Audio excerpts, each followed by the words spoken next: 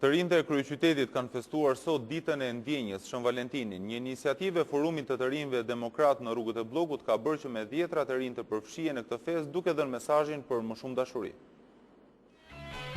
Shën Valentini duhet të jetë dita e ndjenjës ku dhuratat vijnë nga zemra dhe jo nga kuleta, sepse dashuria nuk blihet me para.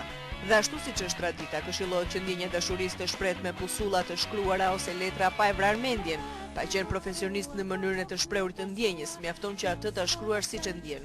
Kështu kanë bërë të rinjtë e kryeqytetit në rrugët e Bllokut, të cilët janë bashkuar një iniciativë të ndërmarrë nga të rinjtë e Forumit të Partisë Demokratike. Ata kanë shkruar mesazhet për dashurinë e tyre drejt personit të zemrës, duke u bërë kështu pjesë e një konkursi ku mesazhi më i bukur do të mund të përfitojë. Juroj të rinjve shqiptar gëzuar, dashuri pafund dhe gjithë të çiftet që festojnë sot. Unë uroj që të kenë marrë sa më shumë dhurata, ne kemi përgatitur disa dhurata, disa citate dhe mbi të gjitha diçka për të theksuar në të gjithë vendet e botës. Sot mbyllet kyçi i dashurisë, qelsi i dashurisë. Ne diku atje kemi zhvilluar këtë, e cila sot për herë të parë zhvillohet në Shqipëri. Të rinjt kanë kyçur dashurinë e tyre duke premtuar njëri tjetrin dashuri pafund dhe besnikëri në çiftet që kanë kyçur dashurinë. Gjithashtu te kjo zemra këtu janë citatet më të bukura, ku ndërto do përzidhen dhe pse jo citati më i bukur do fitojnë ndonjë darkë romantike me të dashurinë e tyre. Të rinjtë e dashuruar kanë shkruar mesazhe në pusullën duke kyçur në çelës për ta përjetësuar këtë mesazh.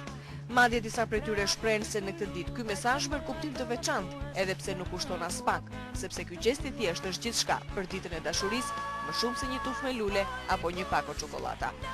Në fakt, psikologët rekomandojnë që femra të gatuajnë në këtë ditë për partnerin e saj, të huajt abandonojnë restorantet këtë ditë dhe shtëpia është vendi më romantik. Ndërrimi për të ardhmen në këtë ditë sugjerohet gjithashtu. Psikologët mendojnë se asgjë, sesa një ëndër e përbashkët në çift, për të cilën të dy partnerët përpiqen të realizojnë, nuk forcon më shumë lidhjen. Ndaj shpenzoni Shën Valentinin duke folur për planet e së ardhmes, por jo për paran. Ajo që ka rëndësi është që ndjenja e dashurisë të jetë më e shtrenjtë se vlera e paras, dhe do të kuptoni se do të ndjeni më të pasurit jo vetëm në këtë ditë.